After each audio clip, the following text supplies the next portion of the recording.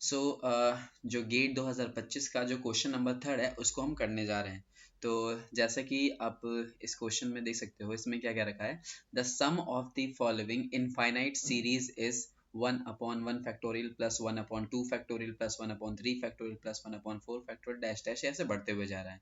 अब अगर इस पैटर्न को ध्यान से देखोगे तो हमें क्या है कि ई का एक्सप्रेशन, ई मतलब एक्सपोनेंशियल, जो हमारे पास ई है उसका एक्सप्रेशन हमें मालूम है क्या होता है। वो होता है 1+1/1 factorial plus 1/2 factorial plus 1/3 factorial plus 1/4 factorial, और ऐसे ही ये चलते जाएगा आगे की तरफ। तो ये पैटर्न यहाँ से तो ये सारा कुछ ऐसे दिख रहा है। हम क्या करेंगे, इसमें इस 1 को उठा के इधर लेके आते हैं। तो यहाँ पर मैं लिख सकता हूँ 1e माइनस में 1, इस 1 को इस साइड लेके आ गए हम। तो e माइनस में 1 इज इक्वल टू क्या आ जाएगा, 1 में 1 factorial plus 1/2 factorial plus 1/3 factorial plus 1/4 factorial plus dash dash dash. तो ये पूरा जो पैटर्न है किसके इक्वल आ गया, e माइनस 1 के। तो इसीलिए हमारा जो आंसर है वो कौन सा है, ऑप्शन सी इसमें करेक्ट है। तो यहाँ पर वही चीज नीचे एक्सप्लेन करा गया है। तो जो स्टैंडर्ड एक्सपेंशन होता है ई का वो होता है ये, और हम इस 1 को उठा के इधर लेके जाएंगे। तो ये सारी वैल्यू जो है हमारे पास जो क्वेश्चन में दे रखा था वो था, तो इसीलिए हमारा आंसर क्या है, सी। अब जो नेक्स्ट क्वेश्चन है वो थोड़ा इंपॉर्टेंट क्वेश्चन है, तो इसको जरा ध्यान से देखते हैं। ये भी गेट 2025 का क्वेश्चन है, फोर्थ क्वेश्चन।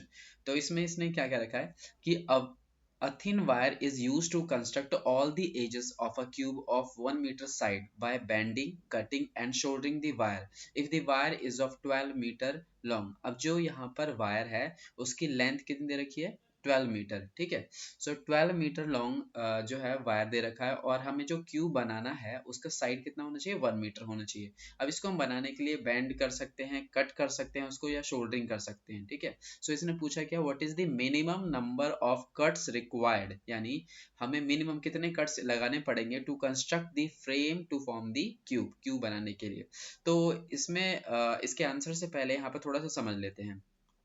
हमें ना एक बेसिक जो चीज है थोड़ा सा उसके बारे में मतलब आइडिया रहना चाहिए कि एक होता है यूलर पाथ एंड एक होता है यूलर सर्किट। सो यहाँ पर ये क्या चीज होता है, यूलर पाथ और यूलर सर्किट। तो यूलर पाथ जो होता है जिसमें यहाँ पर सबसे पहले एग्जांपल से समझ लो। जैसे कि मान लो हमारे पास क्या है, यहाँ पर कुछ 4 पॉइंट्स है ना। अब इन 4 पॉइंट्स को हम क्या करेंगे, कनेक्ट करेंगे विदाउट रिपीटेशन, यानी हम यहाँ पर एक स्क्वायर बनाते हैं विदाउट रिपीटेशन, ठीक है। तो ये क्या कहलाएगा, एक यूलर पाथ, इसमें रिपीट नहीं करते।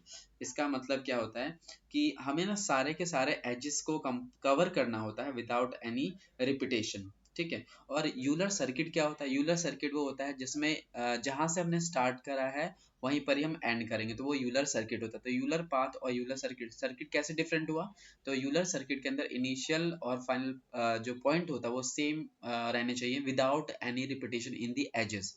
लेकिन जो यूलर पाथ होता है उसमें रिपीटेशन नहीं होते, लेकिन ये जरूरी नहीं है कि इनिशियल और फाइनल पॉइंट भी सेम हो, ठीक है। अच्छा, तो अब हम आते हैं अपने इसी क्वेश्चन पर। इस क्वेश्चन में इसने क्या बोला है कि हमें ना एक क्यूब बनाना है, और इसमें जो क्यूब के साइड हमें लेने हैं वो लेने हैं 1 मीटर। अब टोटल जो लेंथ दे रखी है वो क्या है, 12 मीटर दे रखी है। तो इसमें हम यूलर पाथ को ही यूज करने वाले हैं। और जैसे कि देख सकते हो इसके अंदर क्या हमारे पास ये एक क्यूब दे रखा है, और इसमें हमारे पास टोटल जो एजेस हैं कितने हैं, वो यहाँ पे ऊपर हमारे पास 1 2 3 4 ये, और 1 2 3 4 ये, और नीचे के ये 4, 1 2 3 4। तो टोटल कितने हो गए हमारे पास 12, ठीक है। तो इनको हमें कवर करना है। तो यहाँ पर अगर हम यूलर पाथ का यूज करें, यूलर पाथ मतलब हमें इसमें रिपीटेशन नहीं करने और सारे एजेस को कवर करने हैं। तो स्टार्ट हम करते हैं यहीं से।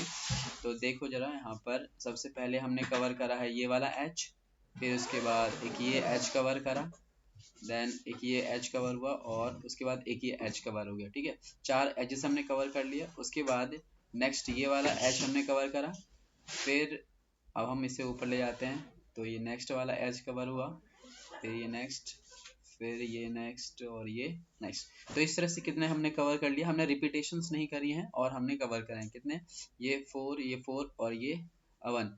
तो ये 4 4 8 और एक 9, 9 एजेस हमने कवर कर लिया है, ठीक है। 9 एजेस हमने यहाँ पर कवर कर लिया। अब अगर कंप्लीट इसे क्यूब बनाना है तो हमें इसमें कितने एक्स्ट्रा एजेस लगाने पड़ेंगे। तो देख सकते हो इसमें एक ये एज की हमें जरूरत पड़ेगी, है ना, ये एज हो गया, तो ये एक कट हो गया, ठीक है।